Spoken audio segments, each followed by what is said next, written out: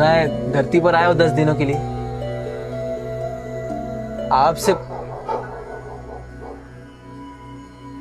आपसे भी बड़ा भगवान है इस धरती पर, उसी से आपको सावधान करने आया हूं। और ये जो नया भगवान है ना, ये भी आप ही की तरह अमर है, इसके भी कई सारे रूप है और ये भी धरती के घर घर में बसता है।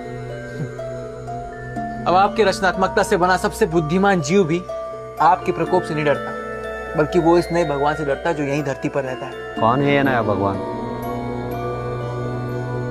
प्रभु, ये नया भगवान समाज है। कैसे? कैसे?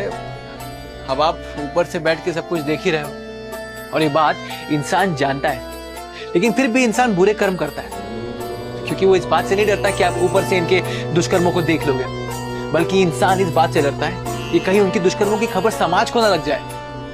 इसीलिए इंसान एड़ी चोटी को जोर लगा देता है अपने पापों को समाज से छुपाने के लिए।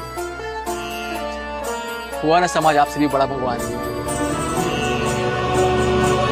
लड़की की इज्जत गांव में बची रहे इसलिए परिवार चुप है, गांव की इज्जत समाज में रहे इसलिए पूरा गांव चुप है, बड़े बड़े लोगों की इज्जत समाज में बची रहे इसलिए पुलिस कंप्लेंट नहीं लिखती, सरकारें चुप है।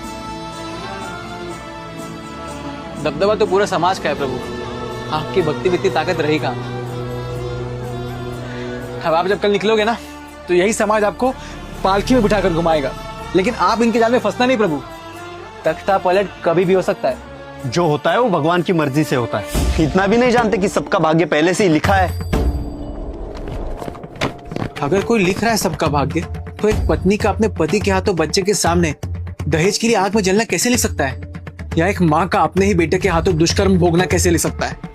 अगर इन सभी पीड़ितों की दशा इनके लेखनी से लिखी एक लीला है, तो ये भगवान नहीं केवल एक लेखक है, जो इतना निपुण है कि सारे मनुष्य के जीवन को एक ही जुगलबंदी में लिख तो सकता है, मगर है तो केवल ही एक लेखक, मात्र एक लेखक।